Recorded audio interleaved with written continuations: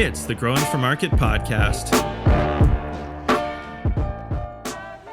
Another thing I hear sometimes is that people have crop plans that they're not like 100% proud of. I urge everyone to take the time, and crop planning can be hard, like mentally, it's like draining. And so when you feel that sort of frustration, walk away for a minute, but do go back to it. Don't give up. I think every crop plan should be seen through. So do it regardless, follow it, and then adjust from there. Because it is the foundation of, in my opinion, success on the farm. If for any standard operating procedures to work, for us to learn from mistakes of the past, for us to adjust sales avenues, we have to have an idea of what is actually happening and what we're following. It's the foundation. It's super important. Hello and welcome to the Growing for Market podcast, where we talk about growing, marketing, and the business of growing flowers and vegetables for local markets. I'm Andrew Mefford, your host and the editor of Growing for Market magazine, proudly celebrating 35 years in 2026 as the magazine by and for vegetable and flower market farmers. If you're enjoying the podcast, just wait till you see the magazine. Go to growingformarket.com for more. Also, if you could give us a follow and a rating, it really helps other like-minded people find the podcast. And now, let's take a minute to hear from our sponsors. It's with their generous support that we can bring you the podcast for free. Today's episode of the Growing for Market podcast is brought to you by BCS America. On our farm, we've had our BCS two-wheel tractor for over a decade, and with no belts to slip, its all-gear-driven construction is still going strong. Though we originally got it for rototilling, we kept it even when we went mostly no-till because it can do so many other things around the farm.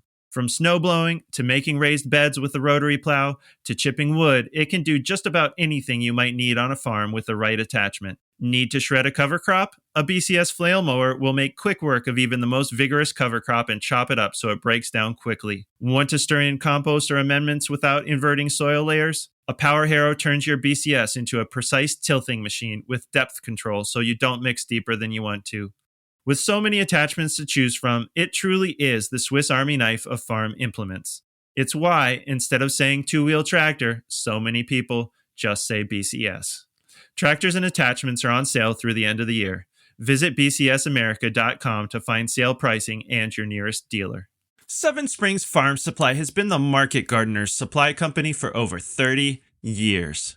Their catalog includes a complete selection of organic fertilizers, pest and disease controls, growing mixes, and cover crop seed. Their experienced team is ready to help you problem solve and find the right solution for your farm and your goals. Seven Springs is committed to providing growers with superior products and service because they understand that their success depends on your success.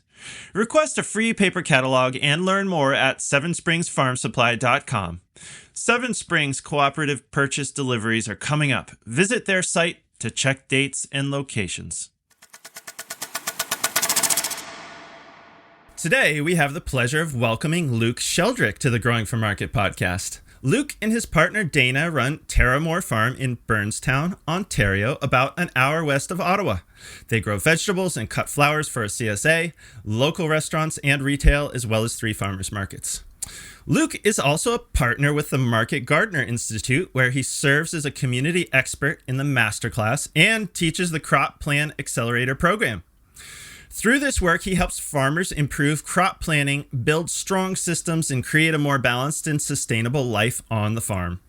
He is passionate about sharing knowledge to help others farm both profitably and happily. So, without further ado, welcome to the Growing for Market podcast, Luke. Thank you so much for having me. It's truly an honor. Yeah, well, thank you so much for reaching out to me. I think we had put a post out on social media. I think that's how we got connected because, I'd heard of your farm before, I think perhaps through the Market Gardener Institute connection, but I was really happy you reached out because it sounds like a really interesting farm and I'm eager to hear more about it. Yeah, I was happy to see that post, and definitely I follow the magazine, of course, so it was a real exciting opportunity. So thank you for having me. Yeah, sure. Let's get to it. So it sounds like you guys crank out a lot from your space because I know on your website it says you sell to 20 of Ottawa's top restaurants, 3 retail locations, deliver over 100 weekly CSA shares, 4 distribution points, and sell at 3 farmers markets, all from 2.5 acres of vegetables and a half acre of flowers. So on the veg side of things, Are there any crops you specialize in, or do you grow a little bit of everything? Definitely try to grow a good mix of things. And then over the years, we've sort of been dwindling it down to try to be growing the things that we find are most efficient, like in terms of sales, basically. Yeah, no, I shouldn't say unfortunately, but like realistically, we just kind of have been shaving off the excess. Like originally we would be growing brassicas and winter squash. Even snap peas, unfortunately, got the chop in recent years. So we've been refining it to really focus on what the chefs like, but then also that tends to be what customers like at farmers market as well. You can't give chefs everything they like, of course, but there's definitely the top sellers that we try to zero in on by just like keeping records and also sort of anecdotal information where we just kind of notice that things aren't really worth their space. Yeah. On the snap peas, was it the labor to pick them, I'm guessing, that doomed them? Yeah, and we had trouble getting like solid germination as well. And then we were doing things like planting them in the nursery to fill in gaps. And then we realized like you kind of just have to say eventually, like if we're trying all these different things and trying so hard to make this crop be profitable or be worth it, I've seen people have really great success growing them indoors, but we just don't have that space for ourselves. So we weren't willing to take that step. So that's just one of many that we had to sort of cut. Yeah. It's protected space is precious real estate. Yeah. Well, I think that's really smart because I think a lot of growers, I'll speak for ourselves, like when we first got started growing vegetables commercially, we did take almost like a one of everything from the seed catalog approach. Yeah. And as you know, some crops are more profitable than others. Some crops are just more in demand than others. And that mix might be different for different farms, but it's really important. Even if you grow a little bit of everything, like I don't want people to think I'm totally poo-pooing crop diversity, but at the same time, like your mix has to add up to something at the end of the day that, is something with big enough margins that it's profitable to grow and that people want to buy. So like, what are the crops that come to mind then for you? Like you probably have, maybe you don't have to run down every single thing that you grow, but it sounds like you've been winnowing a bit. Like what are crops that stand out in your mind for you that you've decided are like the definitely profitable ones that you're going to like continue with? Salanova, of course, like salad mix. Then the greenhouse tomatoes for sure, of course, as well.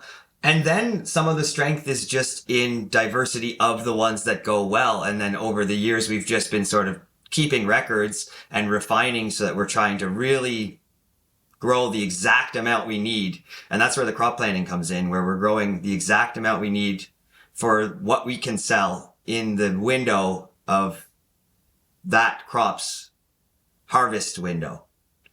So that is the essence of the crop planning, and that's essentially what we're trying to do. So even this year, we refined our crop plan and limited our kohlrabi, fennel by half, because those are ones we just noticed were coming back regularly. We're still growing them. Same with like scallions, and then we've sort of adjusted. So we're still growing a lot of diversity, still almost 30 different crops. But for me, I think the strength still lies in diversity, but in having the proper amount and the well-timed successions that you have hopefully exactly what you need every single week. And our goal is to really have consistency in product availability and product quality across the entire season for all of our sales avenues. Yeah. Okay, that makes sense. Can I ask you a quick Salanova question? I'm curious because, we really love Salanova too. I remember when it first came out, and if people aren't, I think a lot of people will know what Salanova is, but I think more generally it's called one-cut lettuces. I don't know if there's other names that you've heard for it, because Salanova is a brand of one particular line of one-cut lettuces, and I know other companies have come out with some that are good too. So, and the idea being that, I'll say what it is to me, you tell me if you see it a different way, but basically like the thing that made Salanova really attractive to us is that it was a way to harvest salad mix, but by harvesting mature heads of lettuce instead of doing the little baby leaves. And so the idea was that even though you're harvesting a head of lettuce, the individual leaves stay very small. And so what I wanted to ask you, Luke, is I know some people will harvest Salanova in the field by cutting a little bit higher up. So you cut the head and then all the leaves just kind of fall apart, because when you cut it above the growth point, of course, all those leaves release. But I also know some people deliberately cut it a little bit lower so so it comes out of the field as a full head, and then process it in a packing shed, and basically like cut the base off the leaf so that it comes into the packing shed as a head, and then you cut the base off and it falls into the individual leaves in the packing shed. How do you guys harvest your Salanova? Definitely doing it in the field. Yeah. For me, I've found that that's the most efficient way. I actually haven't tried the alternative, but to me, my perspective is I wouldn't want to be handling it twice. And we are actually able to get a second cut. Yeah, we're typically getting a second cut, especially in the shoulder seasons. During the main season, we try to time our plantings that we don't have to rely on a second cut, because it's harder. Just main season, it's pretty hot, and without like the really good consistent watering, it can get a bit bitter. So we're just always monitoring that and trying to avoid doing it if it's not healthy. Like, the product quality has to come first. But yeah, we're aiming for the second cut is the short answer. So that's why we're not doing that. And to kind of mention something that you teased on, is another reason we grew so much Salanova, and one of those things where like happenstance helps shape your farm kind of. Yeah. We had a lot of quack grass starting out, so we were trying to do almost no direct seeding. We were trying to avoid it as much as possible in our early years. So anything that we could grow landscape fabric, we were going for full bore. And that's what pushed us towards Salanova. We saw a lot of people doing it in the landscape fabric and really love it. It's a great, generally pretty low input crop and high output, and everyone wants it. We love it. We're experimenting with Easy Leaf too, which is the other sort of competitor, which is much more affordable. And we're seeing great results. One thing that I actually haven't noticed myself, but I'm just going to take from what I've seen online and follow that, is that people are saying Salanova in those hot summers is a lot more successful than the Easy Leaf. So we're this summer going to put a more concerted effort in sort of observing that and save on the seeds in the shoulder seasons, where we can go maybe 50-50 mix and then go straight Salanova in the main season. Okay.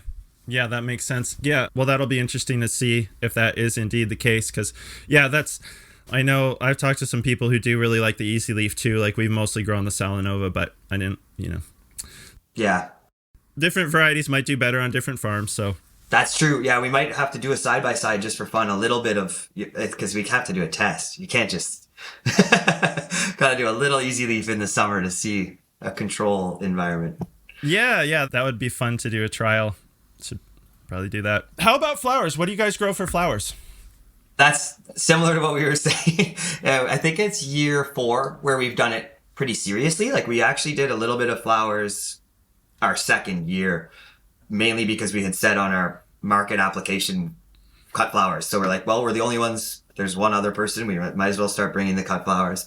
I think we ordered the Johnny's like market garden flower mix and planted a plot, and our bouquets were like, why is this so hard to make pretty bouquets? And it was totally because we had not a nice mix of flowers. But I would say more like 3 years, this will be our 4th, where we've really been diving into it. Sidestep, which we could get back to, is that when we had John, our first son, we have 2 children, we have a son and a daughter. So 6 years ago, Dana and I had built the farm really together, and we decided to go the route of sort of splitting like the tasks. Instead of trying to do both together with a child, Dana really switched to like home, and I switched to farm rather than tons of people do this differently. I think there's no easy way to do it. So then we had our second child, who is now 4. So you'll notice the timing. When I say 4 years, the flowers was well timed with sort of Dana starting to have an interest in coming back to the farm, like more involved. And so she's been running it and focusing on that, doing the crop plans and things. And then we were executing it. And last season was her first season really back on the farm. We had childcare for both kids. She had been like the mastermind of the flowers and she finally got to like touch them. So last year was an amazing year. And the reality is that the starting of the flowers was a lot of diversity. And we've been over the years really trying to narrow it down like we do the vegetables, but it's harder. It's like there's so much beauty and it's harder to analyze the profitability as simply.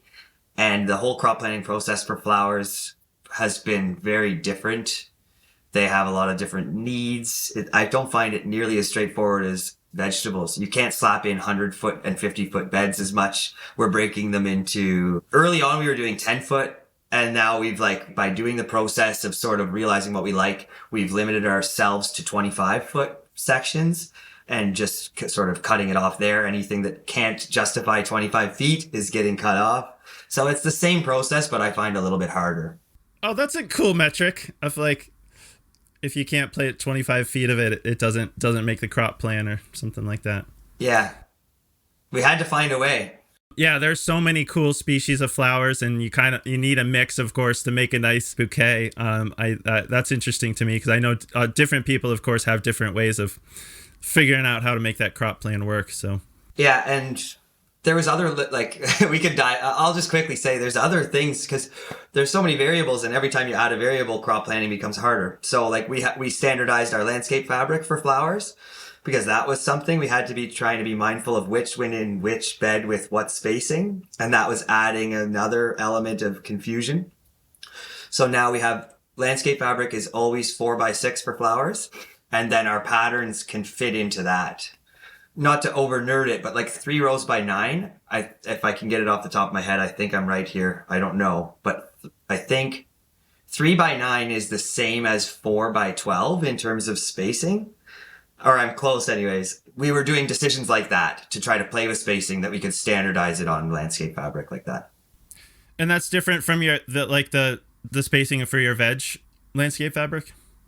For veg, I find it simpler because we just have we don't have to have a standard hole pattern across all of our landscape fabrics. We have fabrics specifically for different crops. Okay. I'll say I think it's fine to over nerd it. I could be making this up, but I like to think we have a pretty nerdy audience who wants to hear the details. So don't worry about over nerding it. Great. No, I'll try. But also I was a little nervous that I might be trying to pull those numbers from the top of my head. There's a chance that I'm not bang on with that, but I think it might be true. Close enough. People have to check their I hope people will take this information and synthesize it into their own crop plans where hopefully they're doing the math. So they'll have to figure it out anyway, but they can check your work. Cool. Yeah, please do. Okay. Maybe someone will say in the comments and call me out. No, I think they'll say, thank you for the idea. I hope they'll say, thank you for the idea, even if the math's not perfect. But that sounds about right to me. So. And now let's take a minute to hear from our sponsors. It's with their generous support that we can bring you the podcast for free. This episode is brought to you by Tend, the all-in-one AI-powered farm management platform trusted by modern growers. Whether you're growing vegetables, flowers, or fruit, or managing a nursery, greenhouse, or vineyard, you know how much time gets lost in planning, tracking, and staying organized. Tend helps you cut through the busy work so you can focus on growing and selling what matters.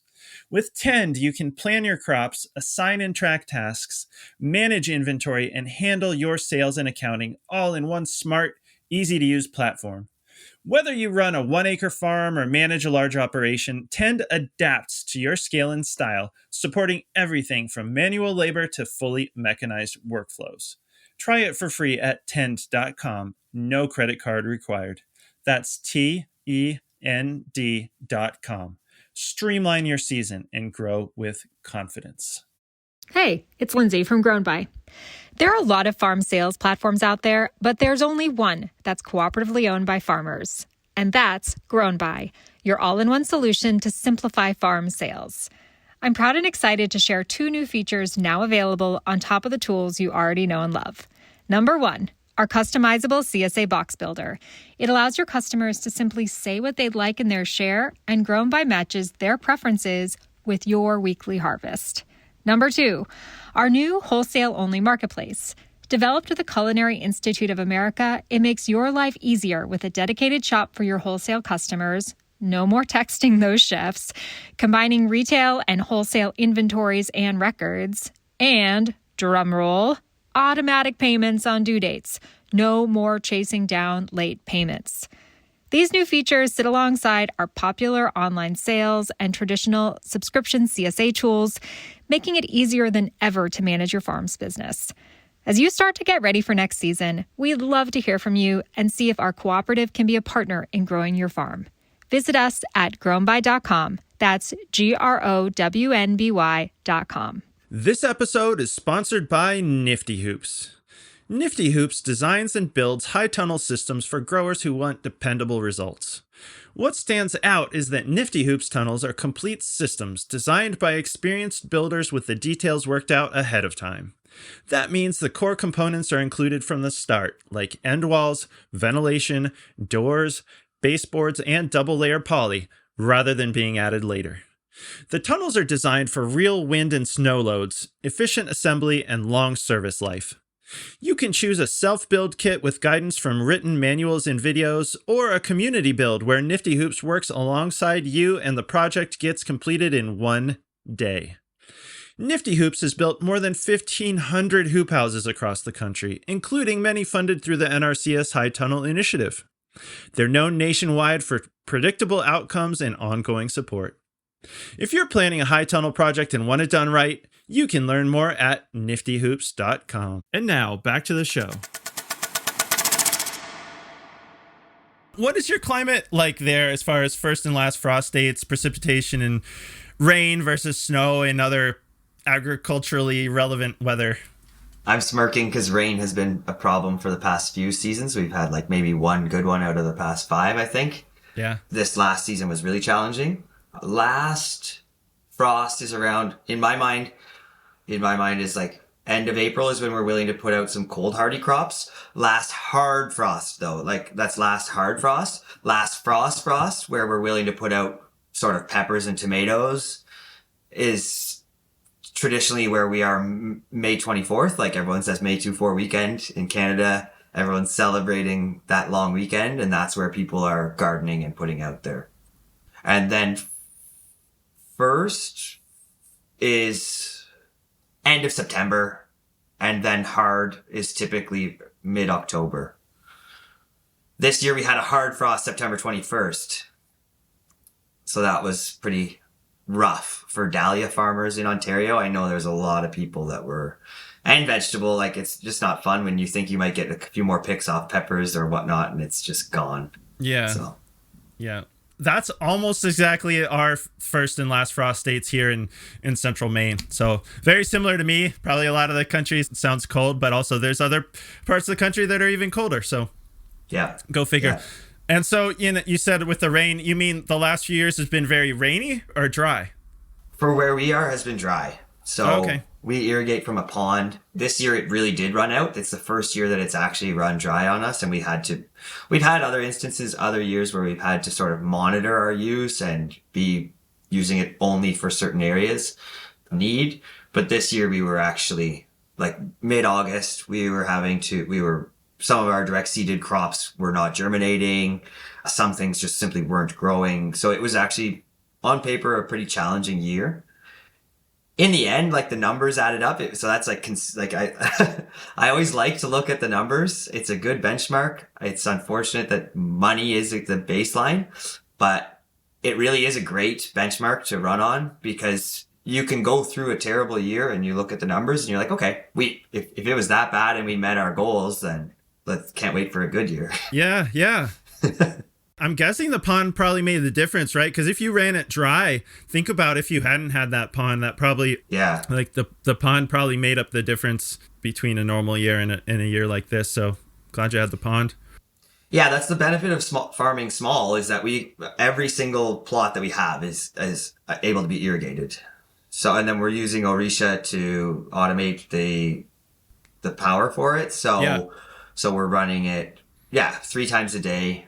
And then we have to manually go and turn on and off the plots that we want.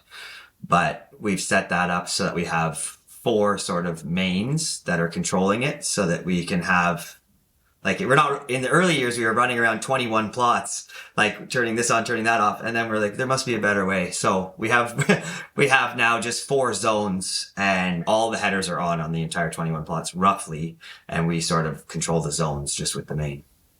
Okay, that's cool, and that sounds very similar to what we had here. I mean, this past season was, I want to say, the driest season that we've had here in Central Maine, I think, ever. It was very dry. Most of the state was in a pretty severe drought, and that makes sense since you're west of us. And if anything, you might be farther south by a little bit than we are. I didn't look up exactly on a map, but you know how Maine kind of like sticks up into Quebec, like whatever. We're probably on a similar latitude here. And then it's different. Like, I know I'm friends with the guys at Orisha, and I was up to Quebec City in August, and I know they had all kinds of drainage issues because it sounds like they had some really big rain events. So, you know, go figure. I mean, that's the weather. It seems like our weather's getting weirder, and you know, it's that old thing about how, like, you could be really dry, and with the right conditions, someone pretty close to you could still be pretty wet. So I think we're all dealing with the weird weather, unfortunately, at this point. Yeah. Well, so it sounds like your farm grew organically, no pun intended, because I was reading on your website about how you guys started out with sort of more casual box deliveries. Yeah. And now it sounds like you got a much more extensive operation. Can you tell us about the evolution of your farm over the years? And also, I'll point out, you must be around the decade mark now, since I think it said you got started in 2015 on leased family land. Yeah, I'm happy to. I'll tell the short version of a long story because I love telling this story. Dana and I both worked in the restaurant industry. Okay. And one of our first dates, I took her to my parents' property to work on the farm. It must have been like a litmus test, I think, kind of. No, it worked. It was a great date. And we kind of like started a CSA as we began dating because she liked it. I had been a bit familiar with the concept, and my parents, when I grew up, had gardens, not like commercial farming by any means, but gardens, like more of a homestead vibe. So I was not new to the work. And I had heard of the concept when I was going to university in Guelph. So we said to my dad, well, like, we want to keep coming out weekly to just kind of work in the gardens. It's nice. We live in the city. We work in the city. This is great. We both work in restaurants, so it's food and the connection was there. So it's everything we were interested in. So that, like you said, grew naturally. We were just sharing the money with my dad, splitting it. And we sort of just texting friends. We had like 5 at the start of the year. And by the end of the year had 20. And it was surprising and amazing. And then we hadn't even considered sort of this as an option. But then I found the Market Gardener, which is a crazy thing, on the shelf at my work at the Whale's Bone. Jean Martin had given it as a gift to the prior chef there and signed it like, hey, Chloe, he remembers her, because I've since spoken to him about this. So it's really neat, those things, that kind of putting things out into the world. And it's just sort of a really neat story that inspired us. I brought it home. I said, Dana, like, we should do this. I'm the ideas guy. I always had tons of ideas. And this one, she was like, I'm actually into it. Like, it's good. This one's good. Let's do it. And I was like, oh my gosh. So that was when we approached my dad. Can we actually lease land? We want to do things our way. We want to begin. He thought we were crazy. We were going to charge people in advance for a CSA. Crazy. Yeah, wild. Yeah, we did that for 2 seasons. And then there's a program called the CALA loan in Canada, which is a Canadian Agricultural Loans Act. It means you can have a government-backed loan up to $500,000 if you've been a business for 2 years. So we were fortunate that we had registered the business right away and leased the land, showed growth, and we were able to purchase. So that's the long and short of it. Yeah, that's great. Yeah. And by that point, we had just started, like, the CSA had grown maybe to 40 members, and we had started to get some restaurants. And our goal that first year, when we took possession in the fall of 2016, like the next year, we knew we had to sell like 80,000, but that was pretty stressful. because we took possession in the fall. We had to make a farm there. And Yeah, I know the feeling. Yeah, there was no sort of room for error. So it's been like that ever since.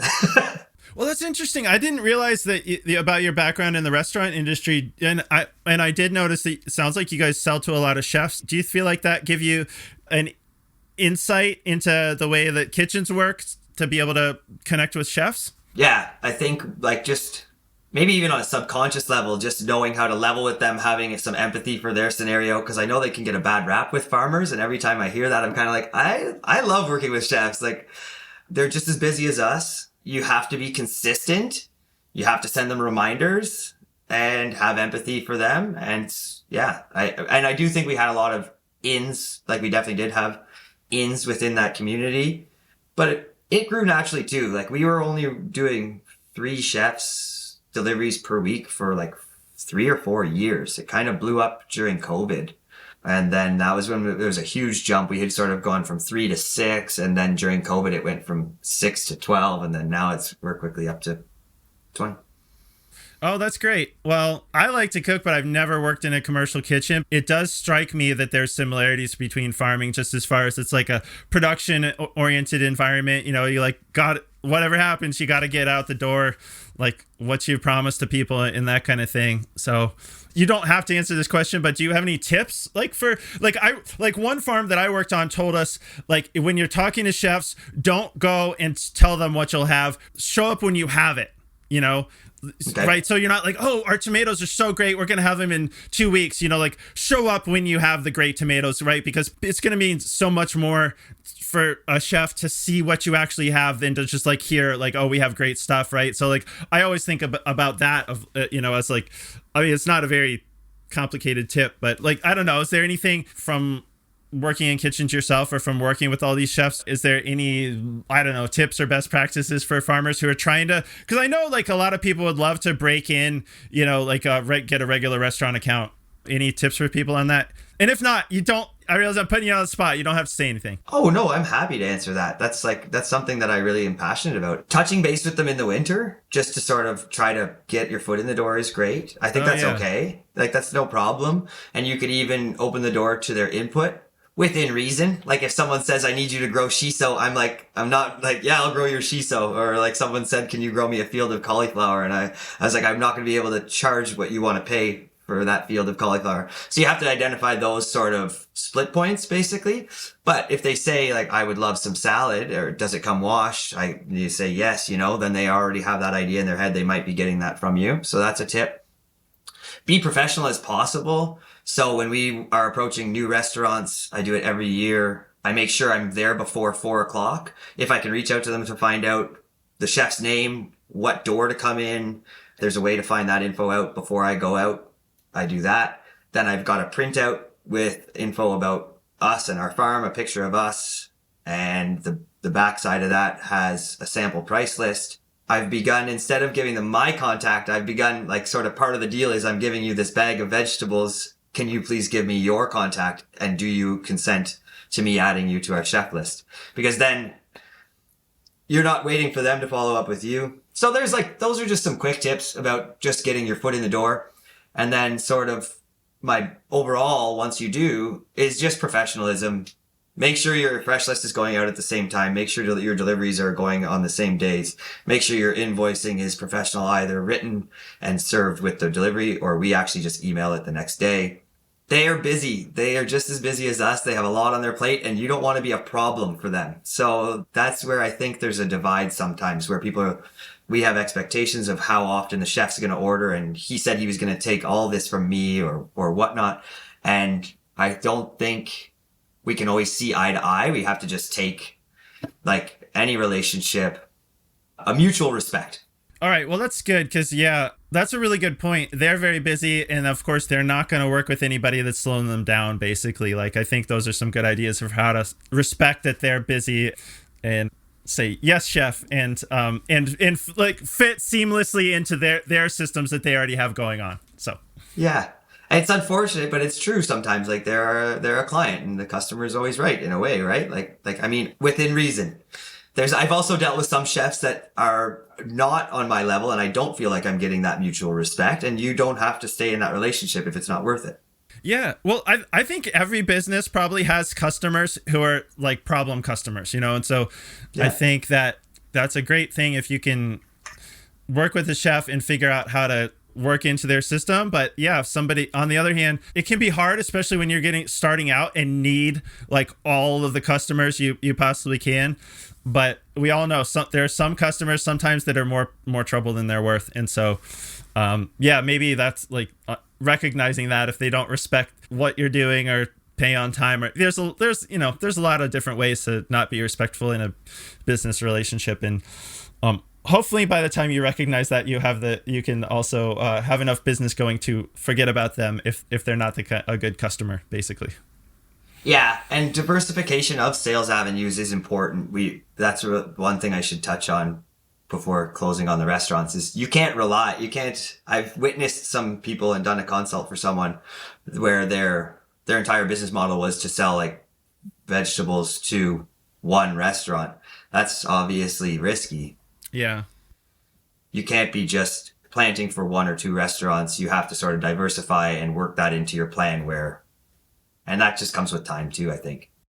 Yeah, right. Yeah, well, that makes sense. When you talk to people about that kind of stuff, is there any way to be diversified but not too diversified? Like, I don't know, I guess is it just because, we can't put all of our eggs in one basket customer-wise. On the other hand, I think some people suffer from the opposite of like overwhelm of just trying to do well. Actually, you guys do a lot. Between the markets, restaurant, like a lot of different places. So is it just a matter of having enough of a team or infrastructure to make good on all the commitments, when you have very diverse markets?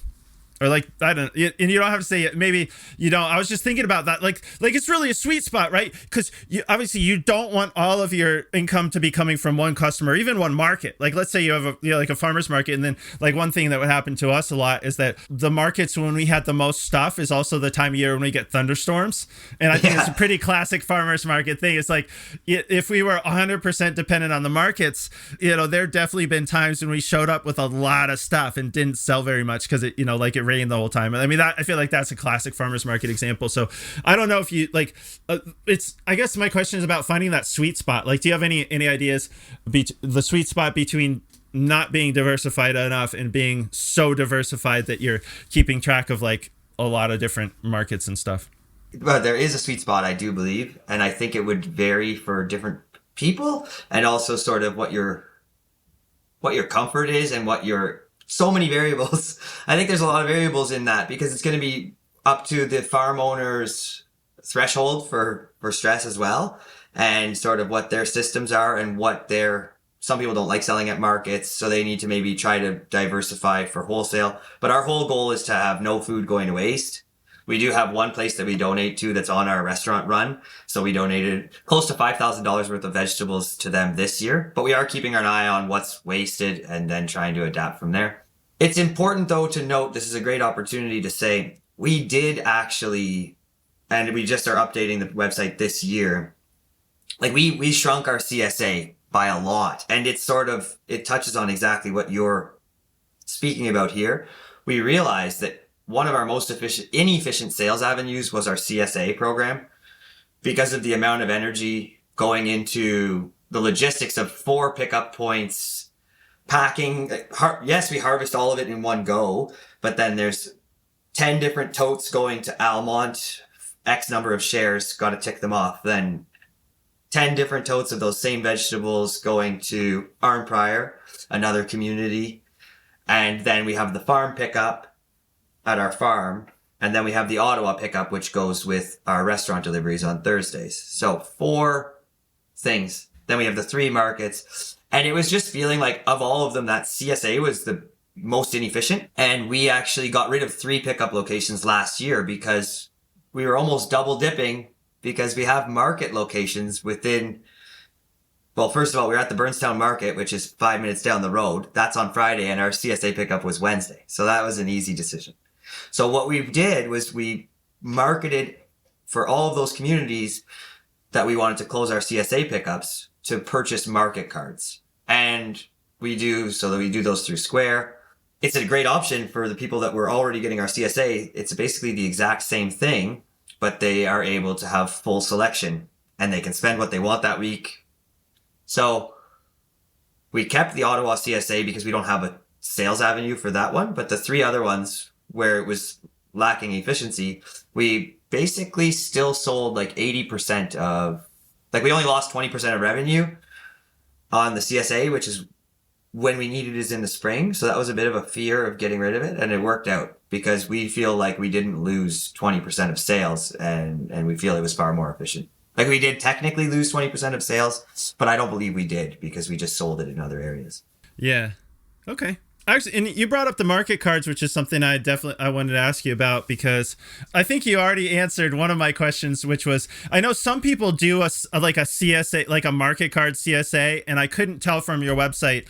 It sounded like you were doing boxes. It was 2 separate things, like you were doing boxes. So that sounds like, am I correct that you are doing a traditional, like when you talk about doing a CSA, it's more like traditional, like people get a box.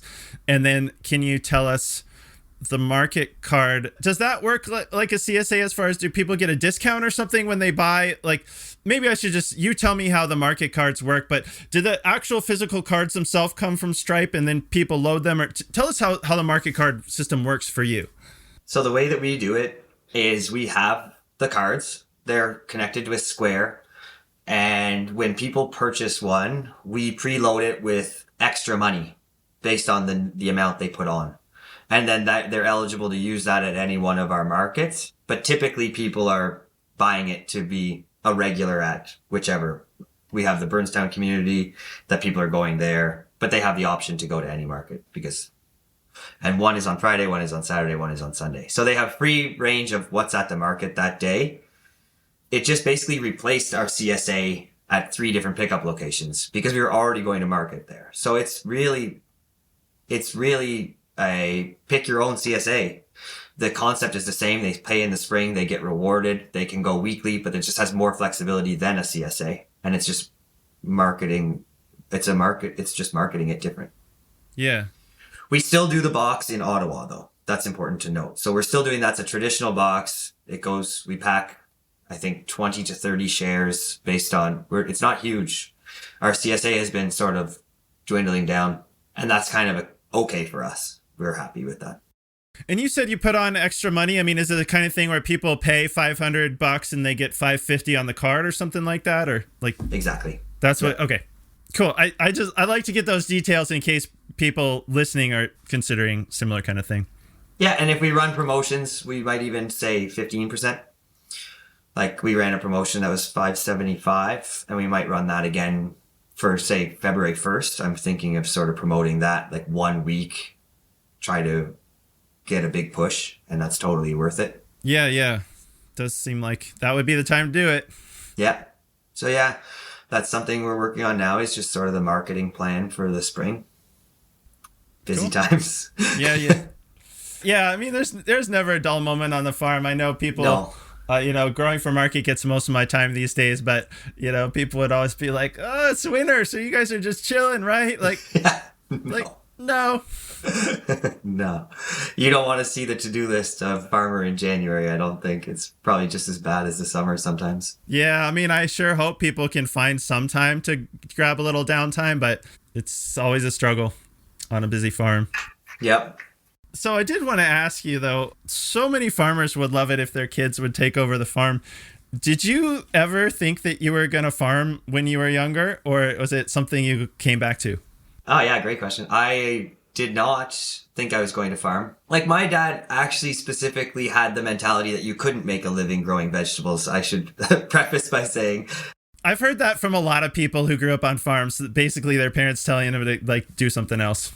Yeah, so I knew how to grow vegetables, and I was interested in the restaurant industry. Like, I went to university for anthropology, which is arts is kind of like, you don't know what you want to do, but you want to go. This is like what I felt like. So yeah, classic. And then worked in restaurants And yeah, I guess it was sort of happenstance. Even while we were doing it, Dana and I didn't really realize we were starting a farm. It was just kind of something fun to do. And then we started to invest our money that we were making from the restaurants into this thing and saw the market gardener and saw it as an opportunity. So yeah, I definitely did not foresee myself wanting to be a farmer. I did see myself wanting to be an entrepreneur. I do like business, working with people, and I mean, it's such an honest profession. It's really like great work. We appreciate that every day, and we often talk about how great it is. It's just such a great line of work. We both just love it. Like, you're outside working in the dirt. It's hard. It's challenging. And also I feel like there's so much personal growth that happens when you're like, I'm so thankful for a decade of challenges to sort of, yeah, they help shape us as people. Like, we're really thankful for the work. You're right. I mean, it really does, the work you do. You know, I think about how people are with people all the time. That work shapes them.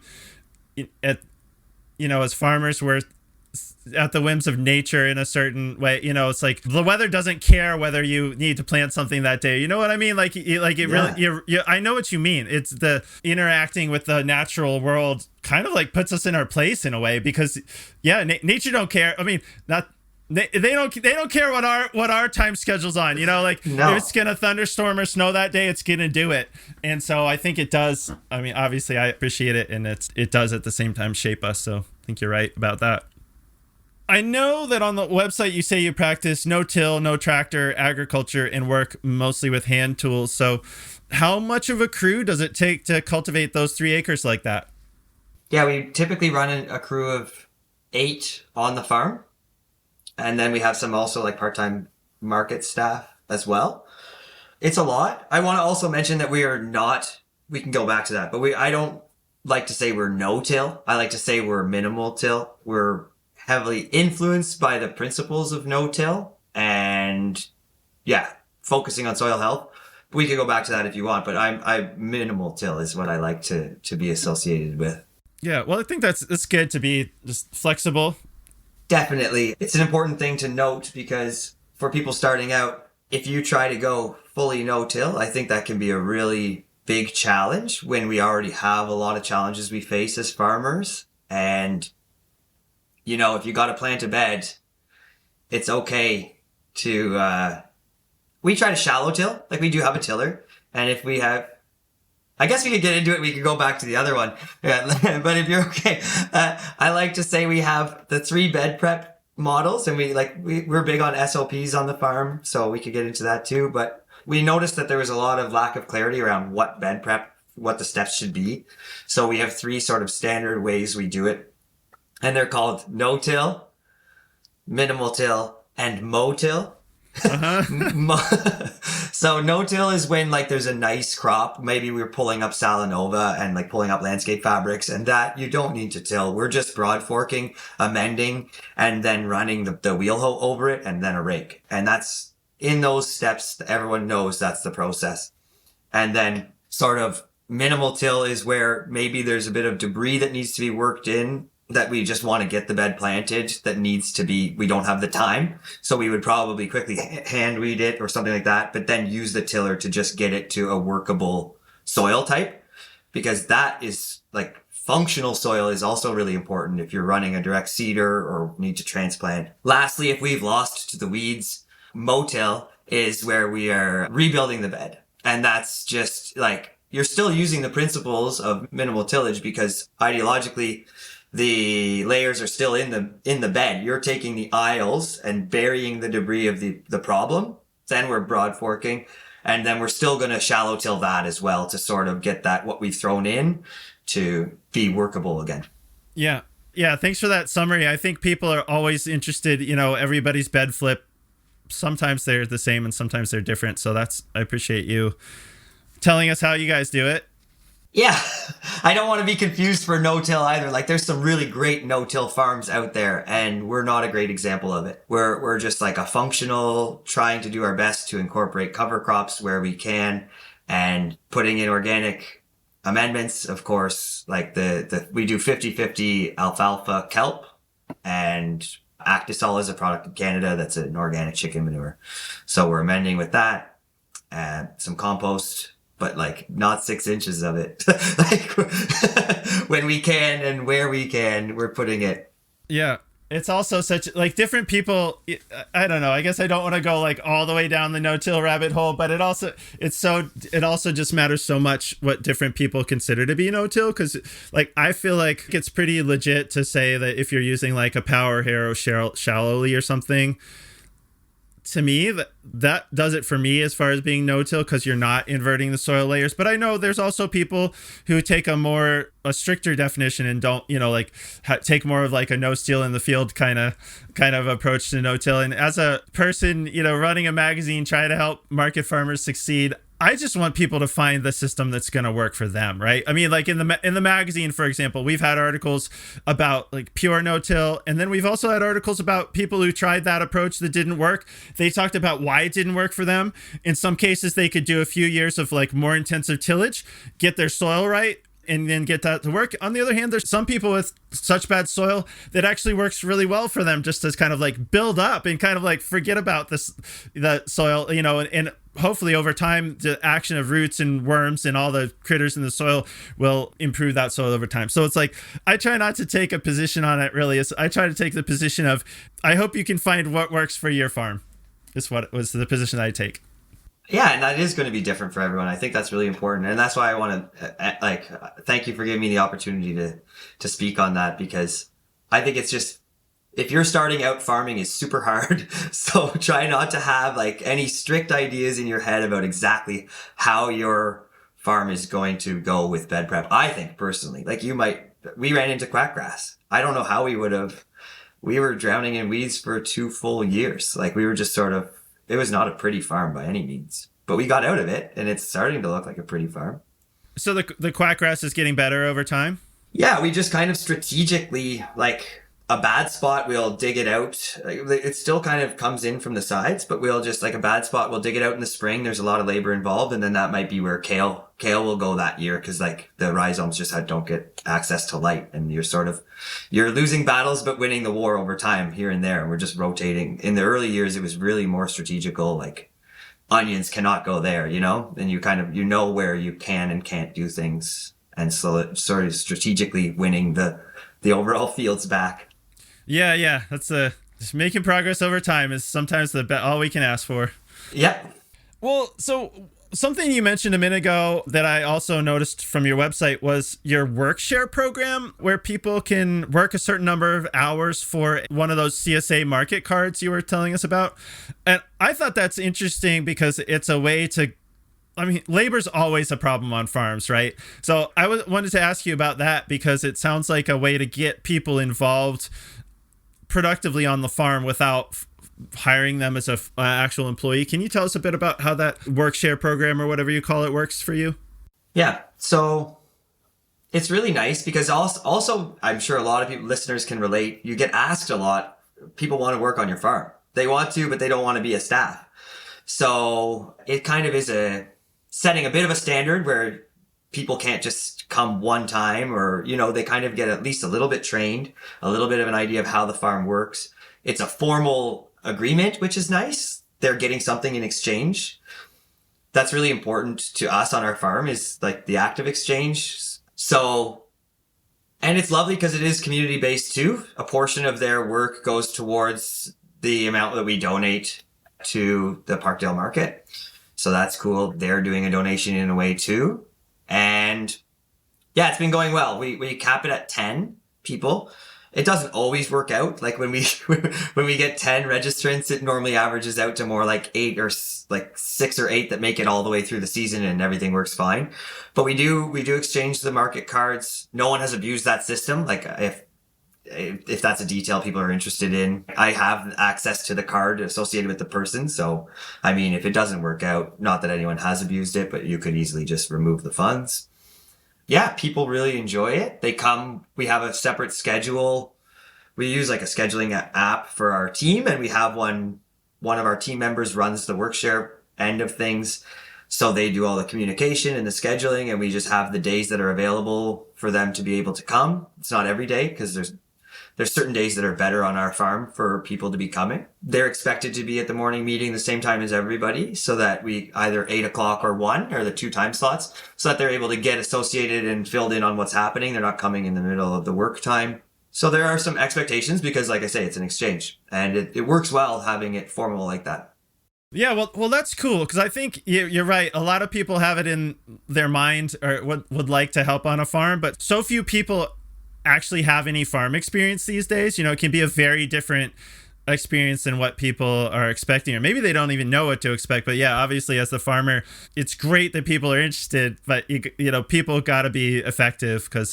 So I thought that was a cool way to formalize that. And so what is the value transfer there? They're getting a $250 market card for how much labor? Or you tell me, what are the numbers on that? I don't recall off the top of my head, but Okay. they're being paid like the regional minimum wage. So they're being treated like an entry-level staff that has no experience, basically. So they're being paid what minimum wage is for this region, which I think is $17.55. So however many hours that works out, but then we ask them to donate a bit. So I think they're working $600 worth of time. Yep. So we're giving them 500. We're asking them to donate 100. And yeah, however many days that works out to, I think it's 6 8-hour days, or I don't know, 4. I don't, maybe 4. But a lot of people are doing the 4-hour days. We used to have it 8, and that was crazy. People that don't work on farms don't want to work an 8-hour day. So we almost limit it to 4-hour days now. And to put a point on what you said, we have had people show up for their first shift and be like, actually, I'm so thankful for this opportunity, but this is not for me. And then we have some amazing stories where one of the people that works with us is an avid at-home gardener. She introduced us to growing ginger. She had grown some in her backyard, and she's now when she comes, she knows how to work with the crew. She's not just weeding, she's harvesting with the crew, and she's in her 4th year coming this year. So it's really neat.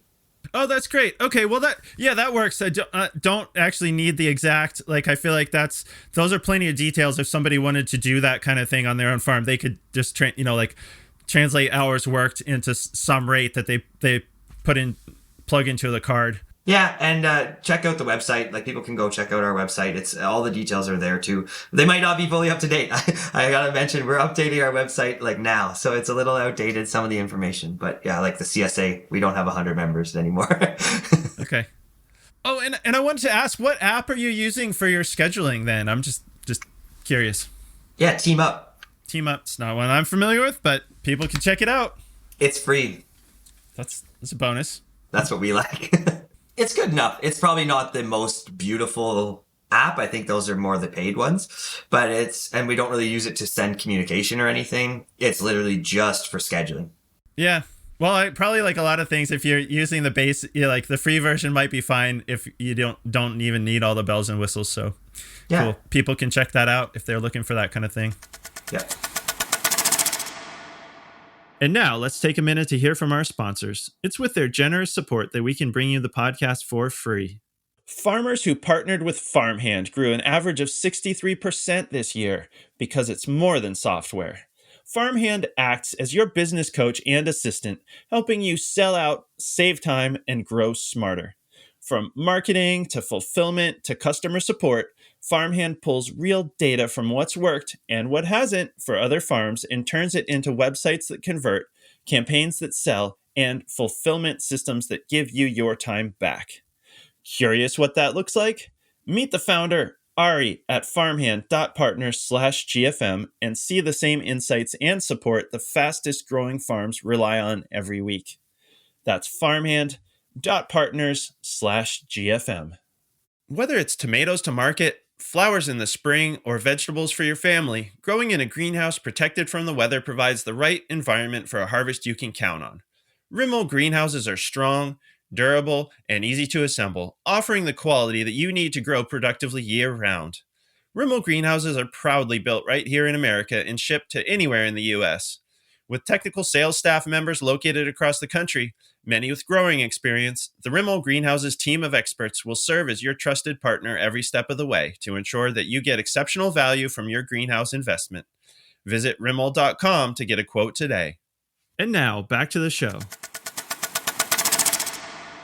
So I wanted to ask you, are there things you do to maintain a happy, healthy team environment with your employees and your work card people? I like to think I'm a good boss, first of all. I think most of our team would say historically, I think maintaining a happy, healthy work environment is just as much about how you show up to the work environment every day and how you approach problems on the farm. And that sets the culture. But there are also systemic ways to do that as well. We have a morning meeting every morning. We have a weekly meeting every week. I have a manager meeting with our farm manager every Monday. She has one-on-ones regularly with the team.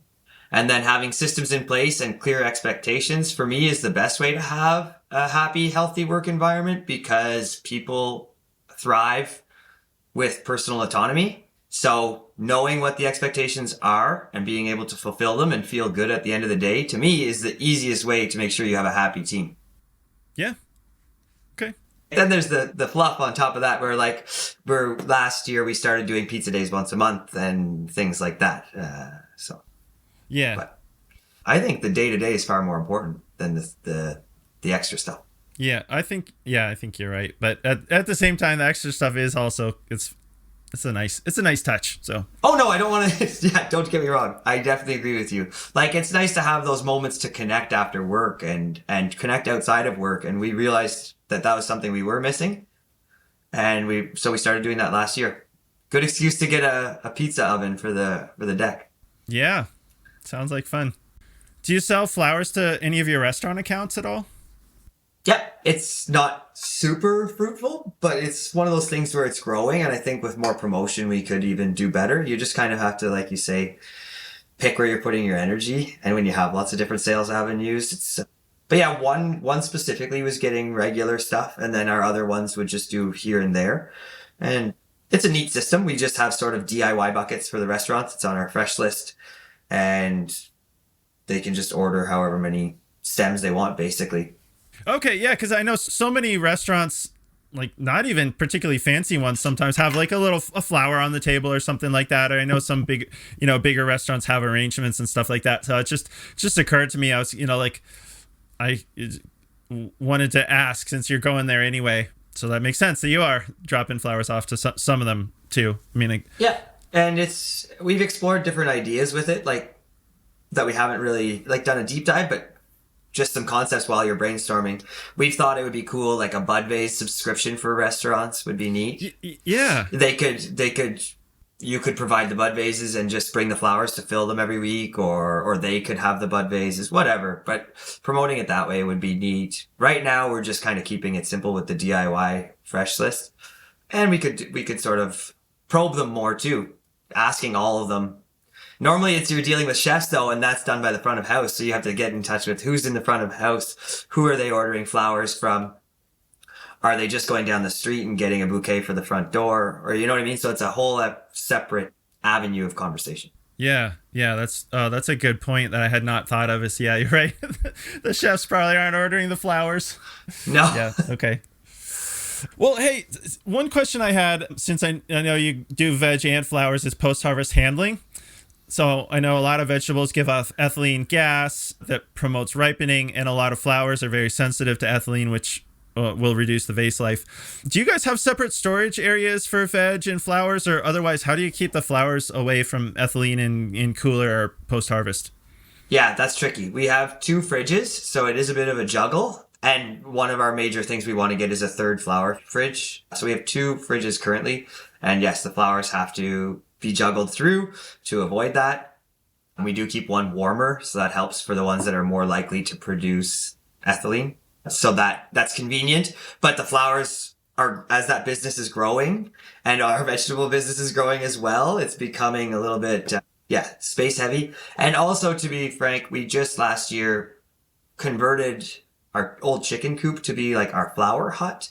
So that's where all the flower work is being done. It's a really nice space for like the storage and things. So it's a little bit further away from the fridges. So that's also in the principles of lean farming kind of becoming inefficient. So we want the fridge next to that, like running off of that flower hut anyways. Yeah, that makes sense. Less running around you have to do. It's always better. And yeah, just like you said, it's another thing to worry about, like the flowers and the veg, and then you're sort of it's another thing for people that need to figure out. And it's just, if you can lower the noise on the farm as much as possible for everyone, then we can work better, more efficiently. Yeah, because there's always plenty going on. Yeah. You could always simplify, I think. All right, well, and when we were talking, you said that you put an emphasis on building your soil health, which I wanted to ask about because I think soil health is finally getting the attention it deserves. And I wanted to ask if there are specific things that you're doing to build soil health, in addition to being mostly no-till, which I say because I think it's pretty well understood that there are certain benefits, like not disturbing mycelial networks and things like that. Like, I think there's certain things that are going to tend to build soil health just being no-till or mostly so. I see being mostly no-till as a soil health practice in itself. Are there other things that you're doing specifically to build soil health? I think I touched on them. That's the extent of us. Is just sort of the only one I wouldn't have said is like crop rotation, I guess. So really, I think that's just an overall consciousness. So crop rotation, keeping roots in the ground as much as possible. Sometimes that's a benefit. You get to be lazy in the fall, so we're not rushing to pull out our kale or our Swiss chard or some things we get to pat ourselves on the back, just leaving them as they are. You just mow it and leave the landscape fabric on and then deal with that in the spring. So sometimes the lazy approach is better there. Yeah. We do use tarps quite a bit. And I think for this model, it's quite necessary. And then, like I say, cover crops where we can. That's also just with experience getting easier with the planning and having the time and space to do so. That's how we're trying to do it. Okay. That makes sense to me. Another thing, I know you said that you are continuing to extend your season later and later. In fact, I think we had talked about doing an interview and like a month later you were like busy doing season extension stuff. And so here we are. But I wanted to ask, what does pushing the season later and later look like for you? What does that mean for you functionally on the farm? What are you doing to push the season? This is a great opportunity to sort of touch on a mind shift that happened with me when I read The Winter Market Gardener it's written by Kat Sylvestre and Jean Martin. Yeah. We sell the book through Growing for Market. I mean, I've read it. We sell it. Yeah, it's good book. Great book for anyone. And I view it now less as winter farming and more as season extension and really capitalizing. I realized through reading that book that we weren't really capitalizing on our infrastructure as much as we should have been. Okay. Just under the mindset that we knew we didn't want to farm in winter, which is totally fair. But when I started to realize, like, okay, we employ people till November and beyond for pack up anyways. If it just means pulling our tomatoes out a little bit earlier and having some things ready in the nursery, and it's going to give us product all the way until November and into December, then why not start planning a little bit better for this? And yeah, working a couple more days, a little bit longer into the season. And so wraps up the second year of really sort of tackling this. I'm still going to call it extending the season. I don't want to call it winter farming yet. I don't think I'm willing to admit it. But we did farm right up until like December 20th this year. But then we're not doing anything until like the end of February now, or mid to end February now. But it was great. And I think I could share a little bit. It's just like anything, we're learning as we go. So last year we weren't great at it. So I was like, oh, we sold it all. Amazing. This year we did it a lot better. And shout out to like our farm manager, Bryn. She had done a work exchange at Ferme Quatreton and she helped me with the crop plan. And so we put our heads together with the book and the crop plan was excellent.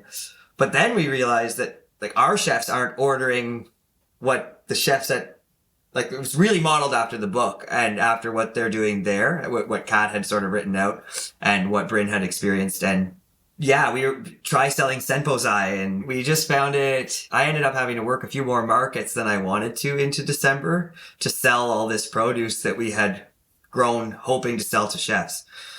So one of those things where learn as you go, and next year we'll adjust it. And also like maybe we still will do the winter markets, but maybe I'll be prepared more. Like I didn't know I was going to be working markets. I didn't have anybody scheduled, and that's normally when I'm looking to slow down. So to be completely honest, it was pretty hard. It was hard on me. I was like not down. Yeah, that's so funny how like certain systems you change like one thing and have unintended consequences. That is exactly it. Well, now you know for next year that you got to have somebody to work those markets. Either work those markets or sell different. Like we're going to grow a lot different too. Don't get me wrong. We're going to grow a lot more salad, use that space for like salad, spinach. That's the big takeaway. But also I don't mind working the markets if I know I'm sharing every second one with someone or something like that too. You can plan better. And then you're also not throwing it on one of your staff either. That's not something I wanted to do either. Is like, unfortunately our crew did to come together. They sort of knew I was gassed, and some of the market people that have helped throughout the year took on a couple, and it ended up being totally fine. But the initial shock was crazy. Yeah. Well, that's up to you to manage too, right? Is to say like, oh wow, like if we're gonna grow later into the year, that then maybe you add that to the job description for the market people, right? Definitely. Yeah. It's part of the learning experience. Like you said, when we were doing it for our second time and we were like, we got 2 greenhouses full. Everything's growing really well. Some of the things aren't going to chefs. So I'm looking at a full bed of celery, a full bed of Swiss chard. And I'm thinking, okay, we got to move this product. So yeah. And yeah, exactly. Next year we'll plan completely different and be ready for it. And it's a great, exciting opportunity. It's really nice. And I'm looking forward to the inverse in the spring too. Like we extended our season last year earlier. This year I'm looking to get both greenhouses hopefully fully flipped before tomatoes go in, and we'll see how it works. Yeah. Is that a matter of like, are they heated? Is that just a matter of turning the heat on earlier, or like just planting cold hardy crops earlier? We're going to do a mix. So that'll be a nice learning experience as well. And that's the same thing we did in the fall. We did one heated to 3 degrees and one completely unheated with row cover.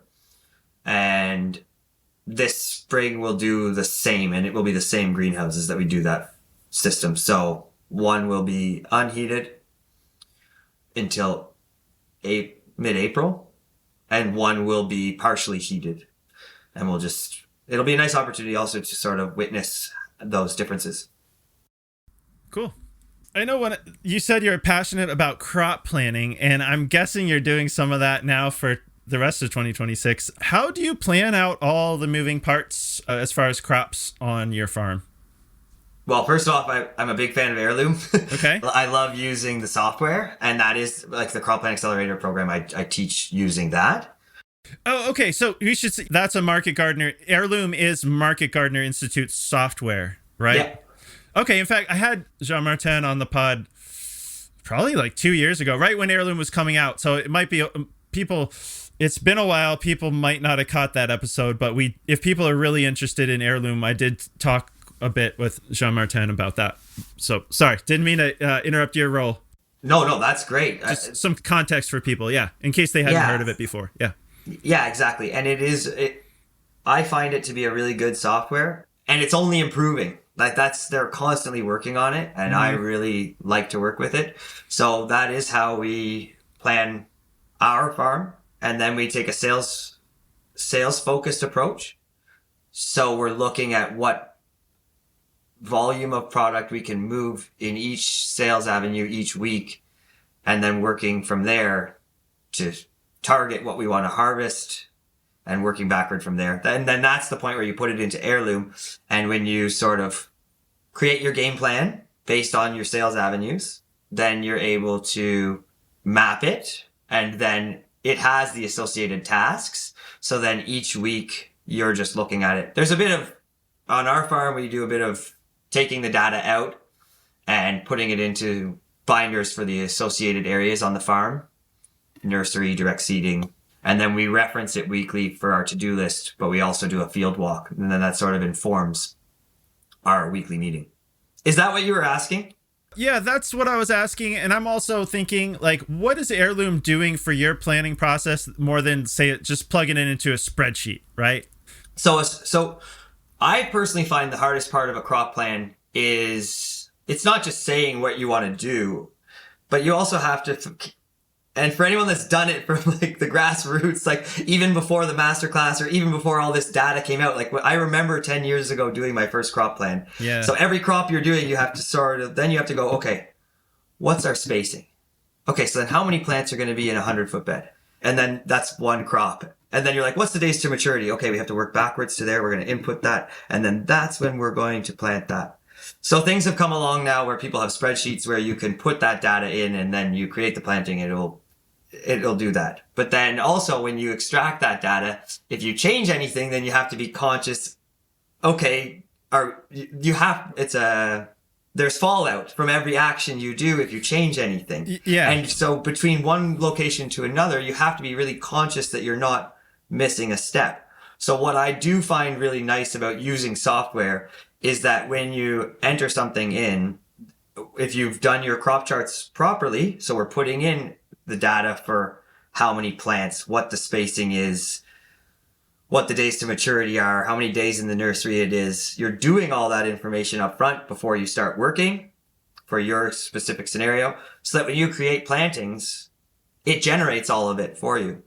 And if you change something, so you don't like something in your map, so you go and you change it, it needs to be a week earlier to fit the next planting in. All the associated information changes as you do that. You don't have to, it's not as much sort of trying to wrap your head around, okay, did I fix this? Did I fix that? Because the wheels can fall off pretty quick, I find, when you're changing things in the crop plan. It's a lot of mental load. Yeah, right. So it's kind of like farm machinery. It can get a lot done, but it can also do a lot of damage if it's doing the wrong thing. So it's updating. It sounds like it's updating as you're making changes to the crop plan. Is it come preloaded with like basic farm things, like it's assuming you're going to plant lettuce at a certain bed width with a certain spacing, and you can customize it if you use different from like the standard, or do you have to program all that stuff from the beginning? No, it's got, most of the data is like populated. So it's already got standard, almost everything, because it's calculating also your revenue too. So it's calculating like what your average amount of bunches from 100-foot bed or like whatever foot bed, bed feet. Yield per bed foot is calculated value. So, and you can update all of that. But yes, row spacing, rows per bed, seeds necessary for direct seeding, it generates it. You can adjust your safety margin. So like it does have everything. It even has some suggested associated tasks. So say you create a beet planting, it's saying to go out and biodisc 14 days later and then hand weed 21 days later. So those tasks are being generated. And does it operate on your, like, I want 100 pounds of salad mix a week from July to September, and then it tells you to be planting, your Salanova seeds 3 weeks before that or whatever. Like, can you make a crop plan based on output, based on what you want to be harvesting? Or you tell me, like, I haven't used it. Well, that's kind of what I teach in the Crop Plan Accelerator program is because there's a massive gap in people's mentality, I find, with creating a crop plan, because you know what you think, you kind of have an idea in your head of what you want. Yeah. But you don't fully know. So what we do is we sort of build it from the ground up. You're looking at what you're going to move of each sales avenue to start to have your target harvest, like you're kind of saying, your target harvest for a period. And then what we do is sort of use that information to advise people on the amount of bed space they need. And then they're creating their plan based on that. Yeah. Okay, cool. Because otherwise you're sort of just throwing things in. Like you can't just sort of start crop planning without a sales plan. Yeah. Yeah, I mean I feel like that would be one of the most basic pieces of advice for farmers is like don't plant anything until you know where it's going to be sold. Cuz I see those emails of like I just picked 100 pounds of tomatoes, anybody know where I can move them? Like you never want to be in that situation. So that does make a lot of sense. Okay, so I guess I'm asking the right guy here cuz you teach that's what Crop Accelerator is essentially how to use heirloom for crop planning. Yeah. Is that a class that's taught like on a certain number of times a year, or how? Like, if people are interested in that, how do they engage with the Crop Accelerator? So we won't be offering any cohorts now until maybe in the fall. I'm not certain. We've done 3 cohorts now. Like it is sort of timely. So we did we did one in the fall this past year, and then we did one in the spring spring as well last year, and then the fall prior. So we've done 3 cohorts, over 50 students total, not each cohort. We try to keep the cohorts generally not, I don't think over 24 is I think is the goal, so that because it is about having a community too and being able to work through, everyone needs a bit of time, but we also have the online community for it. So that's really nice. And it should mention that they did just update the Masterclass as well. So I did teach the module on crop planning as well. So the new Masterclass, it has different modules. So there's one on marketing or farm design, and my specific one in that is on crop planning. Oh, cool.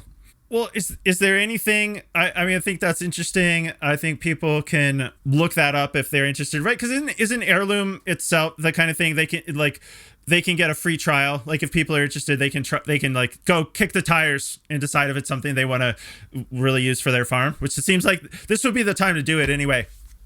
Absolutely. And my first experience of using heirloom was actually, I had been doing crop planning the same way for a long time.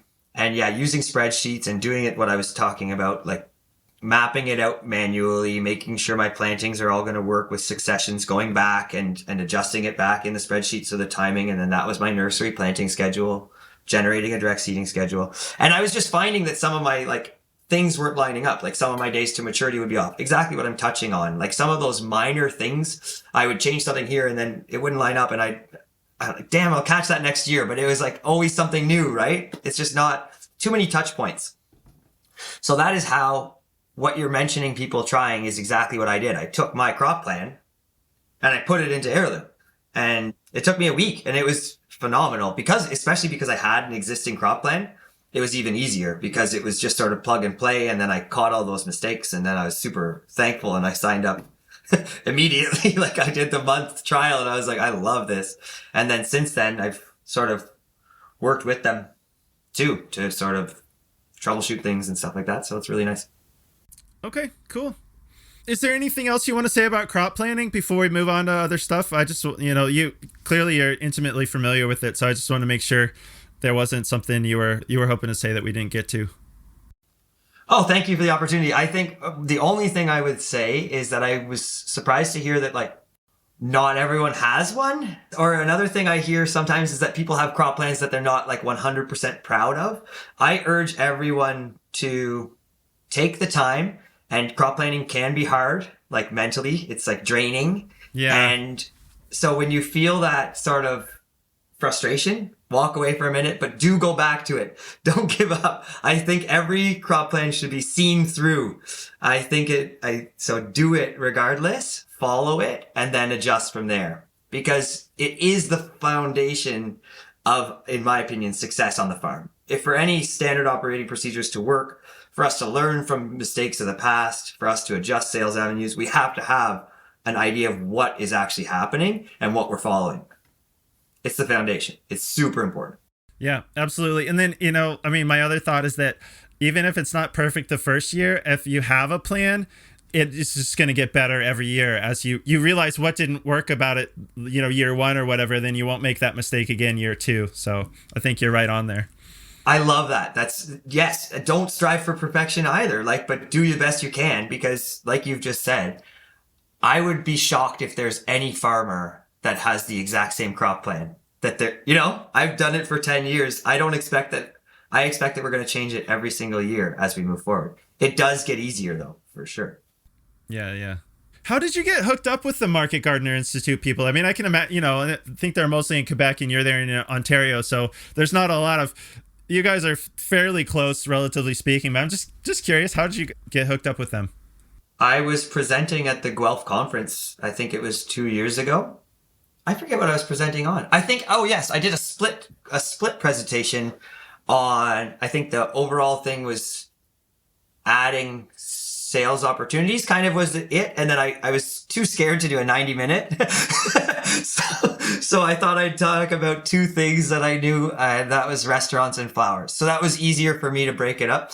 So that's the full honest truth, because I was really intimidated by my first 90-minute conference talk. Uh-huh. Well, they must have liked what they saw. Yeah, no, and I had an opportunity that weekend to sort of meet JM and say hello. And that was huge because I had never met him. And like I said, a lot of where we are now was inspired by him, to be honest. And so that was really nice. And then that sort of sparked an opportunity to work together. So I'm super thankful for it. And it's kind of full circle, really neat. Yeah, I was thinking from like finding Jam's book at the restaurant to now you work with Market Gardener Institute. So yeah, that's a very cool full circle moment right there. Yeah. Do you use other systems on your farm other than Heirloom? And I forget what you said, the employee management one that you use, but at least it's been recorded. Do you use other like apps and systems and things like that for coordinating the things beyond the crop plan, people, harvest, just to keep everything working together? Big fan of Google Drive. Yeah. So like the team uses Google Drive. So we, in a number of different ways, we use MailChimp. So that's like an email. Obviously, QuickBooks is an incredible tool. I think that's it. The scheduling app. And then, but Google Drive, big time. Okay, cool. I just like to ask, sometimes people have like, there's just, like the employee scheduler app that you were telling me about that I've forgotten the name of now. You never know. Like people might be using some great tool that you've never heard of. So I always just like to ask. I mean, that's cool. Actually, next week I'm doing an interview with a flower farmer who's also an email expert. And so actually I knew of her as an email expert. And then I found out she was also a flower farmer. I was like, we've got to talk. So, so that's something that's going to be coming in a couple of weeks, just because I figure so many farmers now use email, that I think that's a legitimate topic for farmers, is like how to get the most out of all these systems that a lot of us use, but like I don't know if we're squeezing the last drop out of our, like we do use MailChimp, or like my wife is working for a cheesemonger in town who's using Klaviyo, and she's like loving Klaviyo. So now I'm like, I don't know, maybe I should use that. So I'm actually, I don't know if that sounds like a dry subject, but I'm actually really looking forward to this interview that I'm doing next week, because I feel like someone who's growing flowers, they'll understand the farm side of things and be able to also tell us about the email. So I just always like to ask. I think that sounds like a great topic, and we're putting a more effort into an email list this year, because I do feel like that's an amazing overlooked opportunity, because as Meta kind of gets further and further away from actually allowing you to directly access your followers, I think there's more and more value in allowing them to sign up for correspondence. And then we're going to give our market regulars a weekly email like we used to give our CSA. So we want to do, here's what's going to market, here's what's going on the farm, here's a few recipes. And I'm almost certain that will remind people to go to the market, feel engaged with the farm, and want to support us more often. And then you also gain access to other promotions. Like I think we want to move that way. And I think I will definitely be checking out that podcast. Cool. Yeah, I think that's really smart, because it, like you said, I feel like with all the Meta platforms are getting more and more like layers of stuff all the time. And what probably a lot of people know, but I'll say it, is that you don't own your Instagram account, your Facebook account, right? I mean, you could be shut down, you could be hacked like at any point. And so I mean, this is a very obvious point to make, but that's important. One reason I'm interested to talk to them is because you at least own your email list. So if your social media goes away, you can still get to your customers, and in some ways more directly than through social media. So yeah, and there's no way. There's the theory that when you are promoting something, that it actually gets pushed down in the algorithm. That they want to encourage people to be paying for those ad dollars, and there's some, and in my opinion, pretty logical claims that if there's wording that seems promotional, it actually seems to reach less of your following. Yeah. Probably. Yeah. I'm definitely not an expert on that stuff, but I think you're right about that. So. All right. Well, I know you mentioned one of the other things you were working on was work-life balance, which I was glad to hear because I know that's always a challenge. It's very easy to fall into just working without any balance on a farm. Mm-hmm. So I wanted to ask, what does your work-life balance look like? And are there ways you protect your life? Since, in my experience, the farm tends to take over if there are no boundaries in place. So first thing is the crew, like we do only work till 4. Of course, there's exceptions, sometimes a little bit later, but even then it's only a couple people to just wrap up we prioritize people that want to go, so that applies to me as well. So that's really good. I think learning to delegate also helped. Just kind of realizing what's on my plate, setting up a realistic to-do list for the week is helpful. And I'm getting better and better at that. Trying to sort of push the things that shouldn't be on the to-do list this week to next week and actually acknowledging that so that they're not weighing on you throughout the week while you're trying to do the things that are more important. That's been a skill that was learned more so this past year. Making time for family. I kind of have to be honest though. I do love work. I'm a bit of a workaholic. So while I'm saying this, it's not like a total shut off at 4. Like sometimes I'm working in the evening after the kids go to bed, but that is part of how I unwind personally. Like I do. Your smile just called my... Yeah.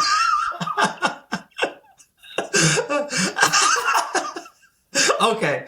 No, that's so good. So it is like, but also, so I've been limiting that too, to be honest. Like I do sometimes enjoy that. And then sometimes I have realized that it is time to just like read or play a game or whatever. And then also like trying to balance. We have hardline, Dana and I have our Sundays and Mondays off. So that's nice because we were busy with markets on the weekend. Again, work trickles in on Mondays. I do my meetings on Monday morning. So it's more like Sunday fully off, Monday morning meetings, and then afternoon we make sure we're doing something for us. All right. That makes those. I think those are all good strategies for people. Some of them I've tried to implement myself. And for a long time, I mean, between farm and GFM, we were just working 7 days a week. And so something like, it sounds really simple. I mean, it is simple, obviously, but like the brilliant idea to like make sure you're taking at least a day off. And I get it. Like sometimes work, there are just those times that you gotta do what you gotta do and work creeps in. But at least having the idea to stick to something like that, at least then when you're breaking it, when you're out there working on Sunday or whatever your supposed days off are. Because running a small business can be busy and stressful, and I think a farm even more so as that category of small businesses. I do have 2 more things on it, actually. Yeah. Sorry to interject, but before we go on to the next question, taking time like as soon as possible. I think these are more tips, but as soon as possible, take a chance to get away from the farm, because you also learn how to take away, like just like learning anything. There's going to be a learning curve to getting away from the farm, whether it's like delegating properly, and mistakes can be made and you almost learn. So as soon as possible, take a weekend away from your farm or a weekend off or whatever. And then hopefully with the goal of one day, maybe taking a week off in the busy season, because I think that's really important to break it up. And my other tip for people is to don't go for walks in your farm as relaxation. Oh, right. I used to think that it was like, because in theory, a garden should be a relaxing place, but I stopped going. I used to go out in the evening and be like, I'm just going to go for a nice walk and I'll appreciate the work and I found that I'm better to just find my outdoor time, not out there, because I just see problems. That's so true. In fact, people used to come out to our farm and be like, oh, it's so beautiful and idyllic and you live in the dream here. And I think like, all I can see is that chicken that's not supposed to be over there. These weeds, you know what I mean? It's like, that's the problem. You can build a business that's beautiful, but there's still always problems. And so, actually, I got really into running because I think I need to go, like, just go somewhere totally different. And that's helped me a lot, just to find a different, like, do something that's completely different than what I'm doing in a completely different frame of reference. So, obviously it doesn't have to be running for people, but I experienced the exact same thing. It was hard for me to look at our fields without stressing and thinking about what needed to happen. So I think you're onto something there. Yeah, extracurriculars are huge. Like, we're so much more than our farm. And I think that's another thing. Earlier on, my well-being was really directly attached to, like, my personal well-being felt like it was directly attached to our production and the success of the farm. And I think separating those two and seeing problems in the field as just problems in the field. And, it sounds a little bit, but that was a learning curve for me, and it helped me reprioritize and realize the value and the importance of hanging your hat up at the end of the day and really leaving it there and doing your best to be present, like present and be where your feet are and be present with your family at the end of the day. Dana and I play soccer, doing things outside of work that serve you. So. Oh, that's so awesome. I love soccer. In fact, I mean, that's another way that we blow off steam, because my daughter and I go play pickup soccer almost every Sunday. And in fact, that's something I noticed during the pandemic that I really missed. And I realized that it's privileged in a way. I realized people went through much worse things in the pandemic than, like, not getting to play pickup soccer every Sunday. But it's something I missed when we couldn't do it. And now, like, I'm so happy that, my kids are interested in it too. Yeah, because of course that's a whole frame of reference. And whether it's growing for market or farming, I know what you mean. It's hard when it's your livelihood and your passion and all these other things. Sometimes it can be hard to hang it up and not be thinking about what the next thing to do is, but it's so important, especially for these businesses, because I think nobody really gets into farming because, like, they think they're going to make more money than some other thing. People tend to get into farming for lifestyle, passion, a mix. It's different for everybody, but a lot of people that I know, ourselves included, it's more than just a job. You know what I mean? It's like, it's a whole lifestyle. And so it can be hard. Like, I feel like we had to spend, I don't know, 5 or 7 years almost like completely immersed in it to like get the farm off the ground. But then I found myself feeling really burned out by just thinking about is the farm. And I struggled out with growing for market these days, because growing for market gets most of my time now. And I mean, the challenge is real to disengage and not just be on the continuous loop of, like, what needs to come next. So I think that's a really good point about just having something else, having a second place or third place or some other activity that's not farming and crop planning. Yeah. So whether it's soccer or running or, something else, it doesn't really matter. I think as long as it's something not farming related, just so you can get a brain break. And I think I always feel like I come back to it, like I guess it's kind of related of that. I always, like, a lot of times if I have a problem that I can't figure out the solution right away, I'll sleep on it. Like, and I've realized, I think from enough times of, like, sometimes just getting some distance on it, whether that be a sleep or, sometimes you don't have that much time, but just sometimes getting perspective on things can help solve that problem in itself. So I think that's a good tip. Once people are at the point where they can get away, hopefully they're building themselves into a place where they can get away from their business for a little while and come back, And I guess the problem, I can't guarantee that the problem's going to be solved, but I guarantee that your perspective will be bigger. And sometimes I feel like I think of solutions that I couldn't think of the first time around when I just step away from it. I don't know if it's that my brain is bubbling away on it in the background or just, like, you think of new things over time, but that's a good suggestion. I agree. And it's so wild how that works, because it feels so counterintuitive. Like, you feel like you have to, it could kill you, you feel like you have to stick on it. And then I think, like you said, it takes practice doing what you're talking about. Like, I think it's really hard, but you realize that over time that it somehow does yield better results, like giving it a moment, getting it off your mind, and, like you say, sleeping on it. It's wild.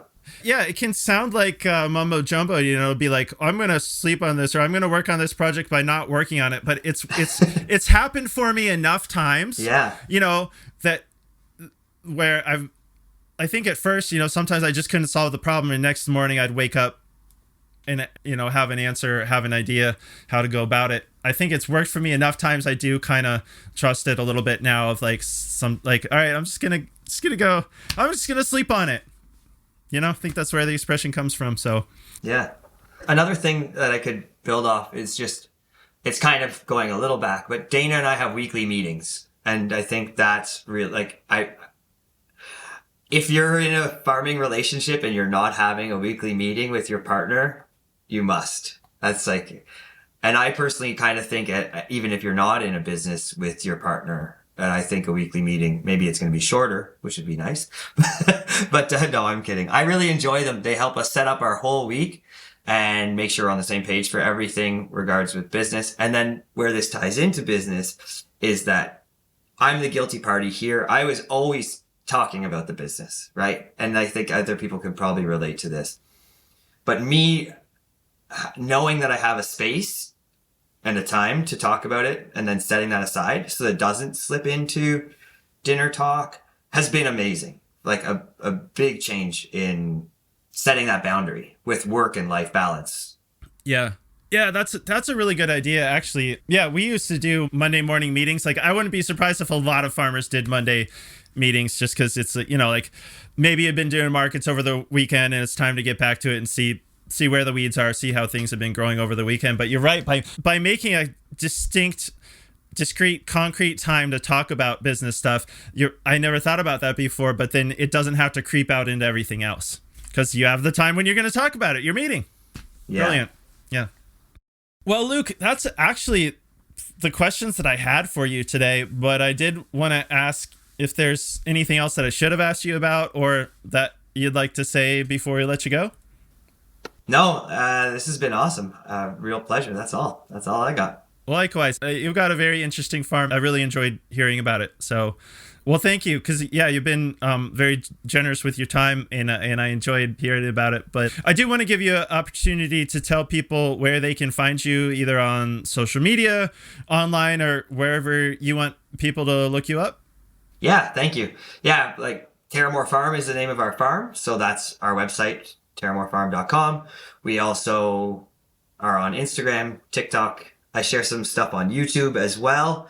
And for anyone interested in consults, I do consulting. So that's an opportunity to sort of get my perspective on your crop plan or anything like that. And I've been having a lot of success. People are really enjoying it. And I remember when we were starting out, I did some consults with Connor Crickmore and Curtis Stone.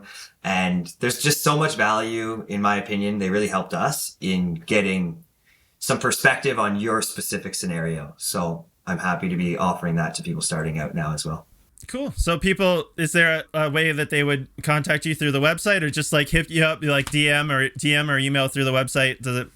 Yeah. If they're interested in that. Exactly. Email, or we have our link tree through Instagram and you can book a consult through there, or just email me and I can send you the link for sure. I really appreciate the opportunity. Cool. All right. Great. Well, Luke, thanks you so much. I've really enjoyed it. And thank you so much for taking the time to tell us about your farm. And I hope everything goes great for you in 2026. Thank you. It's been a pleasure. Nice to meet you. All right. Bye. Thank you for joining us for this episode of the Growing for Market podcast. If you've been enjoying the show, please consider giving us a follow and a rating or a review. It really helps others find the podcast. For more tips and tricks from farmer to farmer, check out our magazine at growingformarket.com. Whether you're a commercial grower or just want to grow like one, subscribe to Growing for Market magazine for the nitty-gritty of growing, marketing, and the business of market farming. We publish 10 issues per year with articles written by experienced farmers on topics ranging from tools and techniques to farm business operations and marketing.